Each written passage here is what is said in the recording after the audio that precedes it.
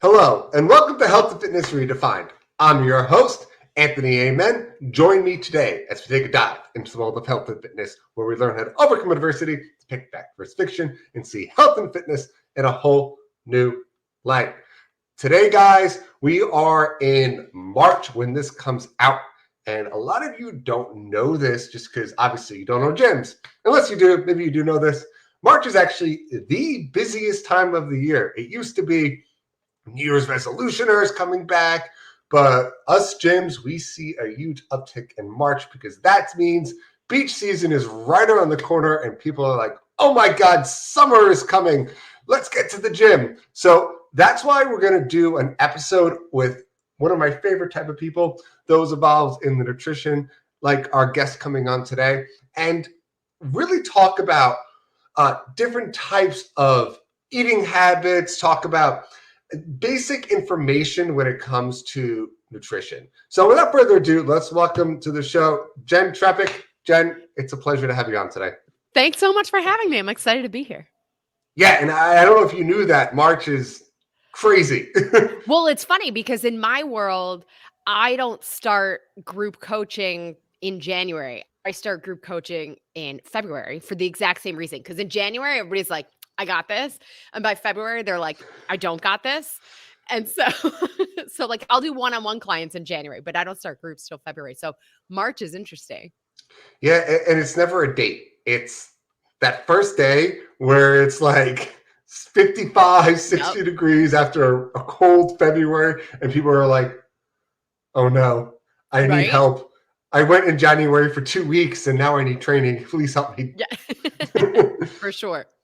So just tell us a little bit kind of about yourself, what you do, and how you started doing what you do. Absolutely. So I'm a health coach. I have a specialty in weight management, but I work a lot with supplementation in my practice. So I tend to be the go-to for questions on nutrition, supplementation. You know, everybody sees things on the internet and then sends me a message of like, should I do this or not? But I really came to this whole wellness world through my own, I call it a saga. I feel like it had way too much drama to be a journey. You know, I grew up a dancer. I joke that I was like the skinny one in a family of dieters. So when I started to gain weight, I was like, okay, well, I know what to do because I watched my family do this my whole life, right? You do this diet and then you gain the weight back, and you do that diet and you gain the weight back, and right? Like that's what it was. I mean, there isn't a diet out there that I haven't done, my family hasn't done, or we don't know somebody who's tried it, you know? And in that process, I came across the curriculum that I now based my practice on. And I was like, no, that's okay. I don't need your thing, right? Like my thing was this crazy roller coaster, but I didn't need whatever they had, you know? Long story short, I saw people who were following the program and I noticed two things. One was that they were keeping the weight off. And two was this one woman telling her story of removing 150 pounds from her body. But what struck me, I know, what struck me more than that was I was looking at her and I couldn't see where 10 pounds could have been on this woman. And it just did not compute, you know? And I had like a moment with myself of like, they know something you don't know because that doesn't make any sense. Right? So I worked with a coach. I followed the curriculum, the program myself, completely changed my life. Like the only thing that's allowed me to say I've kicked my food issues. And so I set out on a mission to pay it forward and help people help themselves with this information because I really felt like it was the nutrition education we're all supposed to know and no one ever taught us. So I started working with clients on the side of my full-time job. This was 2007, late 2007. Left my full-time job July of 2019, launched my podcast, Salad with a Side of Fries, in August of 2019. And, you know, fast forward, now here we are. Wow, you've been doing this longer than I have. Yeah. That's amazing. And I like your name too, Salad with a Side of Fries, because it pretty much just sums up how I feel about nutrition anyway. We were just talking pre-show about favorite types of wine, and people always get shocked when they're like, but you're you're a personal trainer. You don't drink wine. I was like, no, we do. I promise. And I have burgers and Right. We're we go, human. yeah. I go out and sometimes I'm like, I want my favorite dessert's baklava, which most people don't even know what it is. But I'm just like, I have 4 pieces of baklava in one sitting sometimes. Just not doing it every day. Exactly. Yeah. So funny. I do love that. And I want to go to your little reference because it kind of triggered something that I do with clients. And I want all my listeners to do this too. All right. So I hear from people, they go, oh my God, I only lost 10 pounds. And they get like upset. And I'm just like, you lost 10 pounds. That's awesome. Like we did this in a month. And 10 pounds in a month is like kind of where you want to be. That's great. I don't get it. So what I do is I go to the dumbbell rack and I grab a 10-pound weight and I give it to them. And I say, okay, for the rest of the session, carry this around with you. They realize after like 30, 45 seconds, it's like, wow, I'm like tired walking around with this weight. That's a lot of weight. I'm like, exactly. Right. That 10 pounds is a lot of weight. Now you're talking 150. That's crazy. So what I would sometimes do is send clients to the grocery store and the 1 pound bags of flour. I'd tell them to pick up 10, right? A, try holding all of that. And B, all of a sudden you realize this is bulky. This is a lot, but it's the same kind of thing. I mean, I know we'll get into this, but the reality is there's so much more that we want to measure than just the number on the scale that I don't end up having those conversations as much anymore because we're looking at things a little bit differently and looking at more measures and things like that too. Yeah, I got to say the first thing I tell people during assessments is take your scale, throw it out the window, and then run it over with your car. Yeah. They hate that answer. And I still get clients to this day that have trained with me for years that say, I weigh myself every day. And I'm just like, okay. Oh, everybody, please divorce the scale. Please divorce the scale. It is the worst metric. And what's worse than the fact that, that it's, the primary metric we use is the fact that for most people, we might be feeling great. And then the scale doesn't tell us what we think it's going to tell us. And all of a sudden we're beating ourselves up. Like everything that was happening before those 4 seconds no longer exists, Yeah, I just weigh yourself. This is going to sound silly before you poop and after you poop. Right. You want to feel better? Like 8 ounces of water, once it's inside you, weighs more than 8 ounces. So like I do a lot on the science side that I cannot wrap my head around. I have no answers for it. But point being, like, don't obsess over the scale.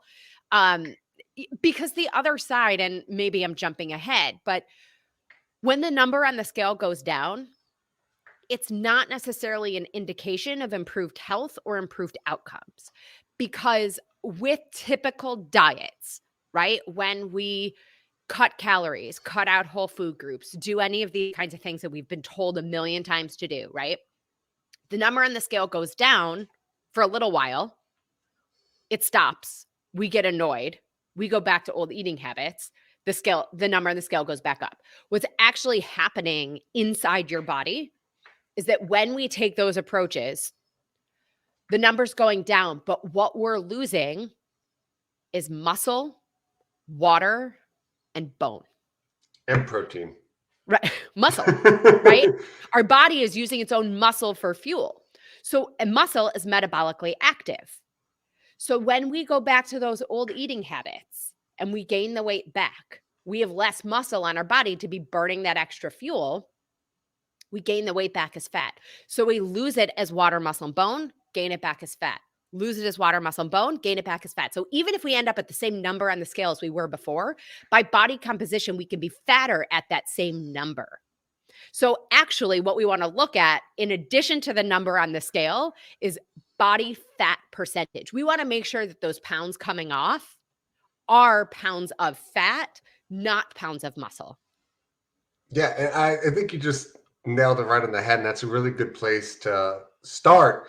Is body fat measurements, I mean the percentage of your weight that is fat, is a more accurate measurement than, let's say, just scale weight, or even, I know you didn't mention yet, but BMI. Yeah. And Yeah. I hear all the time, and I'm going to just, my whole family is doctors. So I'm going to be Okay. very frank, because we fight about this all the time. BMI is the God's awful measurement. Like, in BMI Is. terms, I'm overweight. And I'm just Right. like, I Okay. try So, explaining that. okay. So BMI is based on height and weight, and a really good advanced BMI calculator will consider your age. Okay. Right. It doesn't tell us anything about what those pounds are made of. Your health is a function of what those pounds are made of, not the number. So I did an episode of my show called BMI is BS. And I started to dig into like, why did we even start using this metric, right? So BMI was designed to measure populations over time. So like everybody who lives in South America from today versus 100 years ago, or people who live in North America, compared to people who live in Asia, right? Populations over time, not individuals. It was adopted by our medical society to make it easier for doctors to have conversations with their patients, not because it was a helpful tool or an accurate metric. So I have my own beef with our medical system doing things to make it easier for the doctor to have a conversation rather than teach them how to have a conversation. But we want to be able to look at our own numbers. Our doctor can write down whatever they want. We need to know for ourselves to be our own advocates, to say, here's what I'm going to pay attention to. I'm going to put the blinders on to this piece, and I'm going to focus on this. And by the way, if you have your own, I recommend everybody have a scale that measures body fat percentage. If you don't have a scale that measures it, you can use a tape measure. Essentially, an inch removed from the waist is about 1% body fat removed. So we can look at that change. But if you go to the doctor and they do your weight, ask them to write down, hey, this is what I weighed at home, and this is what my body fat percent was at home. Ask them to write it down. I think the more that we reinforce our own metrics with our health professionals, the better we're all going to be. And maybe we could start to plant some seeds with them. Yeah, my brother, who's getting into the medic field, he just finishing up his fellowship, and I keep telling him, I was like, when you see patients, do body fat. An Omron body What's fat his calculator, specialty? pain management. Oh, I have another company in pain management. We'll have to talk more. Yeah, definitely. Like, just use the Omron calculators. They're $80, and it could take your nurse, I think it takes 35 seconds. That's what we use in the gym. It's amazing. I mean, Yeah. it does have some variability to it. So you are Right. sitting between like 3 to 4% up and down based upon hydration and all that fun I always stuff. say to everybody, like, don't look at it for the absolute number. Look Yeah. at it for the change over time. Same with all your watches. Like I love my low watch, but it's, it doesn't have enough information to accurately count those calories, really. So, relative barometer versus the absolute number. Yeah, definitely agree. Yeah. And if you want something even easier, you kind of mentioned it before, but personally, I tell people, especially men, and I think this is just an important conversation to have with all of our male listeners. Besides body fat, the most important measurement to take, which is relatively easy to do, is waist to hip ratio. Why is it more important for men? Well, men are 4 times more likely to have cardiovascular disease than women. Why? We store our fat in our guts. That's just how it works. We're men, women store it more in the hips and thighs, men store it more in our guts. And fat is like a potato. And you've heard me say this before. It doesn't grow in one direction. It's not just growing out, as much as you all just think that. It's growing in, up, sideways, and it's putting a lot of pressure on your diaphragm. And this is what's going to trigger eventually cardiovascular disease, which is why us as men are more likely to have it. So just take a tape measure, measure that waist. Your hips shouldn't change because it is mostly bone.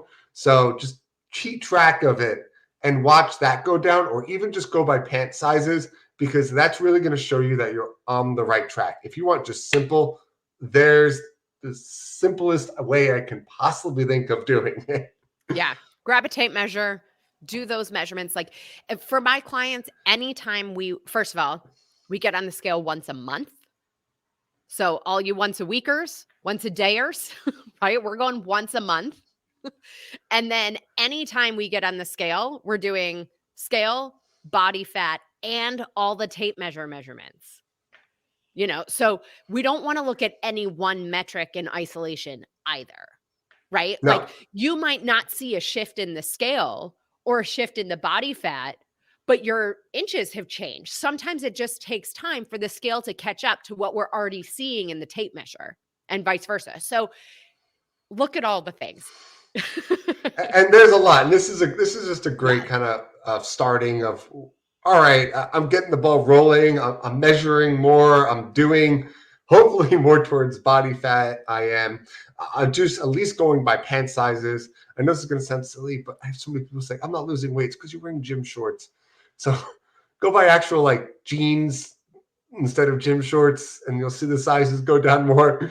But I want to go into more of how this is possible. Now, like, how do I get myself going? I step one, do the measurements. What's step two? So when I work with my clients, step 2 is a detox. Now, having said that, it is not what you think of as a detox. When we do a detox, it is eating constantly and not exercising. So everybody loves that. Week 1 is eat all day and don't work out. Um, but it's really about removing the foods that are addictive and toxic and some of those substances so that our body can then get the benefits of all the quality food that we're going to have. I So don't now I'm going to necessarily. ask, why are we Yeah. not working out? So we're not eating enough protein during detox. Now, it's 3 to 5 days. This is not very long, and it's not. Please, detox can be a whole other conversation. 3 to 5 days because we're eating limited protein. And with that limited protein, we're not eating enough to rebuild muscle that would be broken down in intense activity. So you could walk, maybe a little bit of Pilates if you really are like craving something, but it's more a great time, 3 to 5 days, like get a massage, take a nap, rest, let your body flush out all that stuff. But I don't necessarily recommend that detox when somebody is, on their own just getting started because it is a little bit more intense. It is something, that we want proper support around and proper guidelines. And then it's really about quality nutrition. So you guys note takers, write this one down. Protein and fiber at every meal makes your moving fat no big deal. Protein and fiber at It's every catchy. meal makes your moving fat no big deal. Protein is clean, lean protein. Okay. I don't care if you want that to be animal or plant, clean, lean protein. Fiber is vegetables and sometimes fruit. And then the other thing you need every day is quality fat. And one day I'm going to figure out how to get that into the equation. But I like that. And I feel like you've listened to my protein and fiber episodes. I haven't. Oh, wow. Yeah, I did. Back when I first started this, I did 45-minute episodes on one of protein and one of fiber because they Yeah. are the most important things we need to be having. So Exactly. And that brings up a distinction between carbohydrates and fiber, right? So fiber is a type of carbohydrate. But we want it from our vegetables and our fruits and quality fuel. When it comes to grains, breads, pastas, baked goods, even granola and oatmeal and some of these foods that are touted to be high in fiber, when we actually look at it, they're pretty inefficient in terms of giving us that protein and fiber that we're looking for. So if we stick with clean, lean protein, vegetables, and some fruit for our protein and fiber, then we can add to that avocado oil, olive oil, nuts and seeds to get our quality fat.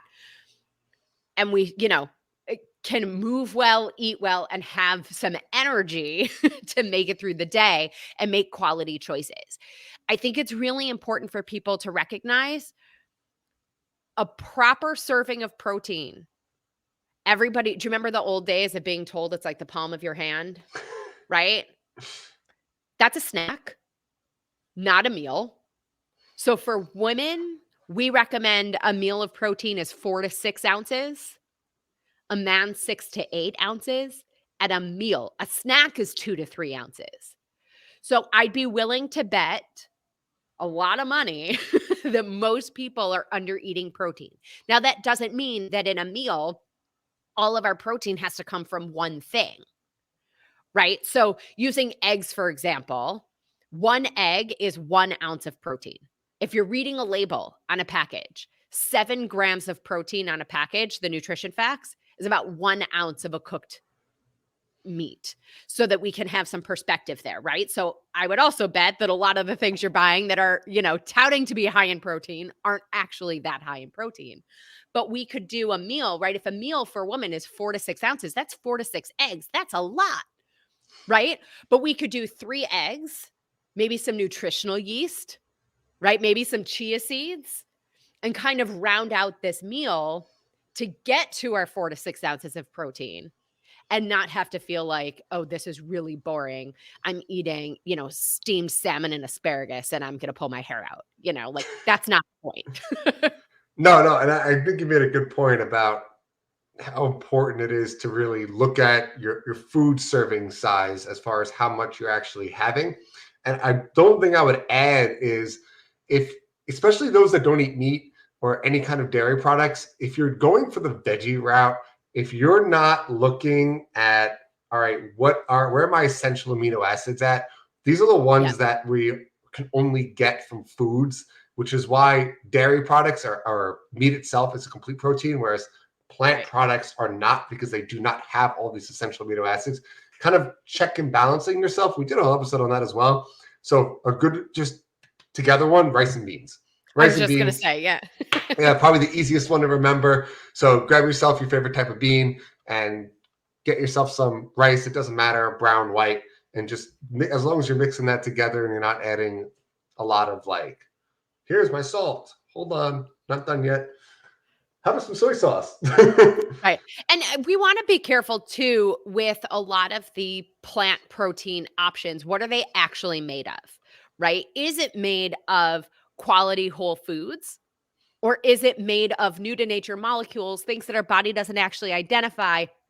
It's really just, man-made things in a laboratory designed to taste like a hamburger.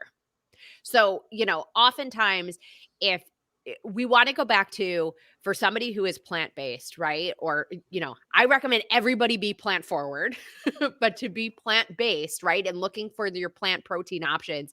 Number one, why are we going plant-based? Right? So that we can make sure we're staying in alignment with why we're doing this, and then picking our battles. Because a lot of times, if what someone's going to eat is a lot of these prepackaged plant protein foods that are, highly processed foods, I'd actually rather you eat a grass-fed beef burger. Yeah, which is amazing, by the way. Yeah.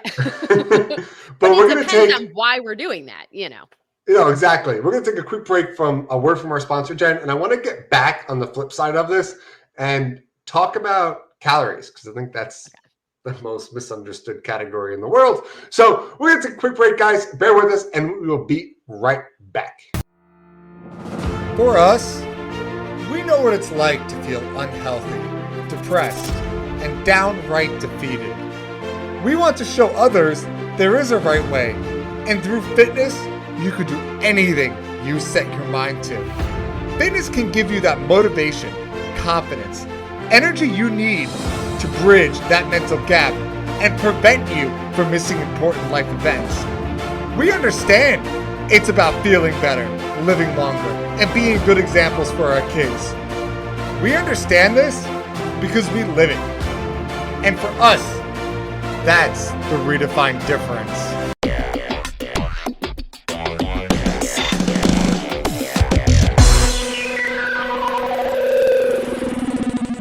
Everybody, and welcome back. We have Jen here, and we're going to talk a little bit about calories, because people say, I'm doing great, I'm tracking my calories and doing this and doing that. And I think this is the category that every single health expert disagrees with each other. And there's probably, I just have this vision, like if you put all all of us in a room together and someone mentioned the word calories, there'd be screaming battles, and then all of a sudden bottles would be getting thrown and it'd just be a conglomerate mess. And then at the end of it, people like, what happened? And it was going to go, oh. Right. So just a good place to kind of start. But first, I just want to hear your opinion and what you think about counting calories. So I'm trying to think of where to start. I am not a fan of counting calories, just like the number on the scale. I think calories are not our best metric of nutrition. And fundamentally, our health, our weight, our life, our energy, our sleep, all of those things are a function of nutrition, not just calories, right? Body composition versus the number on the scale, the quality of the food, not just the number of calories that it's offering. Yeah, yes and no, but yeah. I just in general, counting every day is monotonous, boring, pain in the butt, trying to find exactly what you're eating and really being accurate, not worth the time, energy, period. I'm not a fan of counting anything, to be honest. Calories, points, macros, whatever, I don't care. I'm not a fan of counting. I'm actually not a fan of weighing and measuring your food either, because I don't know about you, but like I'm not living the rest of my life with measuring cups in my handbag. So I'm going to do the things. Why not? No. Right? I'm going to do the things that I can do for forever, not things that I'm only going to do for a finite period of time and rely on that to keep me in line, or in check. I'm just going to briefly talk about this, and I want you to chime in and give your opinion on certain things. And I'm going to start with myself because I think that's the easiest place to talk from. People are always blown away how much I eat. And I'm just going to be very clear. Like they just look at me and they go, and for those in audio, that's just a complete shock. Like this guy just ate about 5,000 calories in one sitting and then is going out later for food. Like, I don't understand. This is a kind of a test to show it matters in some sense. And what I mean by counting can matter in some sense is two things. One, we want to make sure that we're not eating too little. And I think that's kind of where calories counting can come into play, because you just want to at least make sure you're eating enough and you're not malnourished. And a lot of people tend, when they go on these crazy diets, to strip all the food out, starve themselves, which is the absolute worst thing you could do for your body and totally destroy your metabolism. So definitely don't do that. So if you're going to track, do it in the beginning just to make sure you're not starving yourself. There's something called BMR, which I'm sure you're familiar with, which is your basal metabolic rate. It's how many calories a day. If I laid in bed and I didn't move a single muscle, what would I be burning? I'm still burning calories. My heart's pumping, my brain's working. And there's so many activities that are going on that we don't have control over, but they're just going. So we're still burning calories in that sense. And everyone is different. And you mentioned the first half of the show about muscle and how muscles actually burn calories at rest, which is why when we're in the fitness industry, we're training to build muscle in both men and women because we want to have a higher BMR. We want to burn more calories at rest. So in order to maintain that muscle mass, I know to eat more food. So I agree on the most people are under eating piece. I disagree on counting calories as our way to get there and to keep it in check. So I focus on portion sizing and eating frequently or appropriately based on the portions that we're eating to ensure that. Because and I come from more of the food side where I have a history, a lot of my clients have a history of, disordered behavior around food and counting and obsessing and things like that. And so for me and in my world, if we talk about it more in the context of here's a proper serving for a meal, this should probably last me about X number of hours, then I can ensure that I'm not under eating, because over the years, it's sort of ingrained in our head that we should eat less and move more, right? Calories in, calories out. that's actually just not how the body works. So I agree in terms of we want to make sure we're eating enough, but I like to focus on portion sizing and, frequency instead of calories. Yeah, I mean, portion sizing is essentially counting, just not putting it into a calculator. So it's kind of that same component where you're making sure you're getting enough protein, you're getting enough fat, getting enough greens and grains. So it's kind of in that same realm. So that's where I agree. I mean, like I said, I just do it once. Like I'm not talking about we're counting forever. Yeah, I'm literally like, if I'm starting a new thing, it's like, all right, I'm going to get an idea of what I eat once to have an understanding of what I'm putting inside, where I'm at. And then I could just go off of that and kind of take it day by day, and I don't count ever again. So that's basically where it is. And the other side being protein. A lot of people, like we talked about, just don't eat enough protein in general. So just a rule of thumb that I always have with my clients is I don't really care about the amount of calories you're eating, more or less, as long as you're eating enough protein. So if you're going to count your protein. Yeah, I mean, I go a little bit further to say protein and fiber, right? And I don't care what the number of calories is if the calories are offering you quality nutrition. Yeah. Protein, fiber, quality fat, vitamins, and minerals, right? If we're getting nutrition, everything else is going to take care of itself. Focusing on the calorie is sort of like the inverse of the information that we're actually looking for. We want to know what those calories are made of to see what it's actually going to do for us. Yeah, and this is kind of that reverse science. Like I talked about the bar fight we're all going to have over each other. So my example is if I ate 15,000 calories, just as an over-exaggerated example, of romaine lettuce, and that's it, there's zero chance I'm gaining weight. Like, I don't care. I mean, I don't recommend that either. No, I don't recommend it. But, it doesn't take a rocket scientist to figure out that, however many calories of M&Ms is going to be different than the same calories of romaine lettuce. Yeah, it's just not going to happen. So why are we bothering adding this into figuring it out and weighing or lettuce or tomatoes or any of our veggies?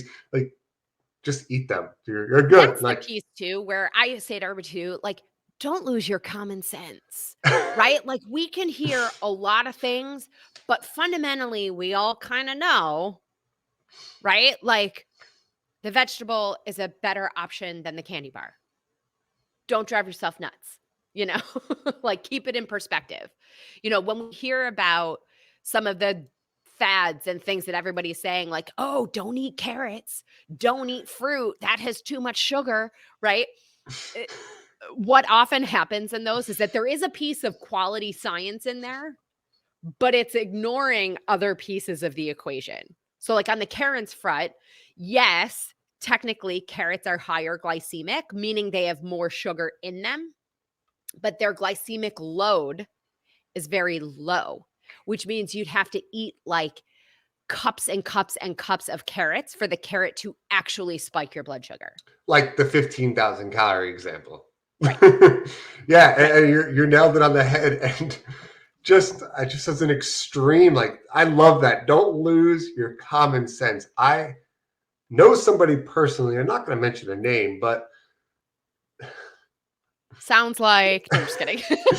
They decided that it'd be a good idea because they want to get more greens to eat a bag of spinach every day. And it's like, okay, I'm glad you're getting spinach in your diet, but you're failing to realize, which is what ended up happening to this person, that spinach is extremely high in vitamin K, and vitamin K clots your blood.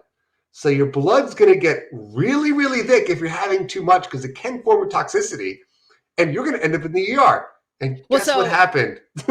Right. So K is one of our fat-soluble vitamins, which means that it does stay in the body. And K2 is the type of K that contributes to blood clotting. So before we started recording, we were talking about vitamin D. You want vitamin D3 not K2. K1 is the one that's going to clog your bones, make your blood thicker. So vitamin D3 with K2 is not going to have that same impact on your blood. But, the other side is variety, right? If what we're adding is only spinach, then we have a disproportionate intake, right? So I always tell people too, focus on variety, not just day to day, week to week, but even within a meal. Our body actually does really well with the variety in the meal. So like with my kids and family program, we talk about like how many colors can you put on a single plate, That's fun. right? Easy, but I don't know why we just do it with the kids. Like we could do it too. How many colors can we get in this salad? Right? That's helpful. Yeah, that's an amazing example. Like, just get as many different types of options, experiment with your cooking. I think that's the easiest thing. Like, just, I can't tell you how many times that my mom used to call it goulash when I lived at home. I would just take everything I could find, throw it into a saute pan, and then just eat it. Right. just a total variety of stuff. And she's looking at it like, that doesn't look appealing. And I was like, I mean, you're right. I mean, it tastes good because I added all the things I like. And it's super healthy for me because I know exactly what's in it. And I made sure I added all different types of veggies and all different types of unsaturated fats. And why not? I mean, it goes in your stomach and it's all going to be mixed together anyway. Well, it's funny. I used to say too, like, I'm the queen of making food, not cooking. Like, that sounded like making food. Like, I can put things together and make myself something to eat, but in my head, cooking required like a whole bunch of pots and pans and and like very elaborate things. I can make myself something to eat, but It's not going to look right. appealing by any way, shape, or form. Like when I do that, those meals are usually very simplistic. For example, just a bolognese sauce. Like, it takes a long time, but it's just like very simple to do, and there's not a lot in it, and you're not going to really add a different vegetables, like 400 different types of vegetables to bolognese. I was thinking in my head, actually, though, as I was doing that, actually adding eggplant to bolognese sauce would actually be pretty good. That sounds really good. You can also, what we do sometimes with little kids who really don't want to eat vegetables, spinach disappears. You can't taste it. And carrots have a similar color that work well with bolognese. So you can like puree spinach and carrots and add it to the bolognese. Not as great as them actually eating the spinach and the carrot, but it works our way there. Yeah. For the little kids, where like if they see it, they're like, no thanks. Yeah, they just don't like it just because they know they have to eat it. It tastes way worse than M&Ms, so they're just like, I want M&Ms. Right. I'm just going to complain about this carrot. So, but that brings up like sweet, salt, and fat are acquired tastes, which means a few things. One, it means we learn that they taste good. Two, the more we have them, the more we want them. So if you're struggling with cravings, right, take a look at how many things we're having that might be triggering that sweet flavor or salty flavor. And then the third piece of that, the more we have them, the more of it we need for something to register as sweet or salty. So like for all the people who start with one Splenda in their coffee and then fast forward, they're at 3 or 4 because the one stopped tasting sweet, your taste buds adjust. So part of what we want to do is readjust those taste buds. I would bet you all of a sudden tomatoes are going to taste real sweet when right now they probably don't. Yeah, like that. I don't eat sweets at all because I just took myself off of them. And now everything's sweet. I always complain. I'm like, this is too sweet. And my wife looks at me like, there's like no sugar in there. Right. Like, no, I can't do it. It's too sweet. When I have my craving for sorbet, it's literally like, no joke, Jen. I take a spoon, like a kid spoon, and I do a half a scoop and I go, all right, I'm done. Yeah. That's all the sweets for the month. And that's the thing. I mean, going back to health coaches and trainers and people, like, we're human. We also taste these things, but there's sort of a different baseline happening, or it's in a different proportion with other things that we're having. And, I'm a big fan of how to eat versus what to eat. So that's a big piece of that in there and how you get to that point. Yeah, I mean, you're absolutely right. How to eat is way more important than anything in the world. Like, if you're going to start anywhere, it's how do I do this? I run nutritional consulting, but the first thing I tell people is, listen, like, I'm not going to sit here and tell you what to eat. I don't care actually what you eat. And you're just going to put in foods you like. I need to get a baseline, and then we're going to make small little habit forming changes because we don't want to dive bomb into something. For example, if you're drinking 5 cans of soda a day, the first fix is going to be let's knock it down to 4. I didn't say get rid of it. I said we're knocking it down to 4. And we just do slow little things. And then we go grocery shopping. And it's like, all right, what do you like? Let's go. And then we learn to read labels. And then we're looking at stuff and going, wow, that's really interesting. Like, I didn't know this had this, and this, and this. It's like, yeah, as long as you have understanding of that, now you know what you're putting in your body. You're teaching yourself how to cook. You're teaching yourself how to eat. And it's all about habit forming programming, which is same thing as fitness. I'm not going to say, go do a Spartan race day 1 of training. No, it's going to be, let's work your stabilizer muscles. So let's practice a little balance. Let's do a little step. Let's get you to the point where the next day you wake up and go, oh, I feel that and I feel good. And then we just go harder and harder and harder and harder and harder, always hitting that little point because your body gets used to it. Exactly the same thing with the sugar. You get used to the exercise. So now we got to go harder the next time. And it just builds up. And before you know it, you're doing like 200 burpees on the floor. And you go, that was nothing. Could you do more? I mean, no one's ever asked for more burpees, but. I know. I was going to say burpees are my least favorite things.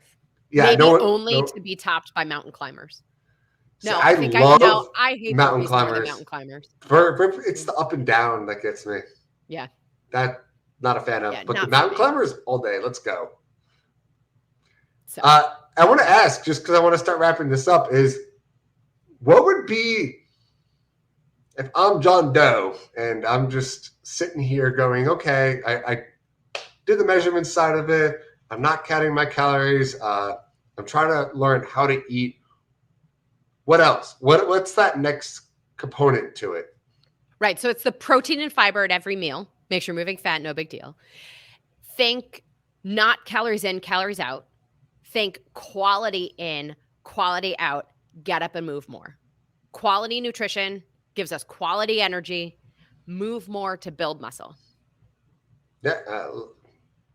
The secret to life is moving, even if it's going to your mailbox and coming back. We talked about my radius theory in a previous episode. So if you haven't heard that one, go check that one out. But without further ado, Jen, I'm going to ask you the final 2 questions I ask everybody.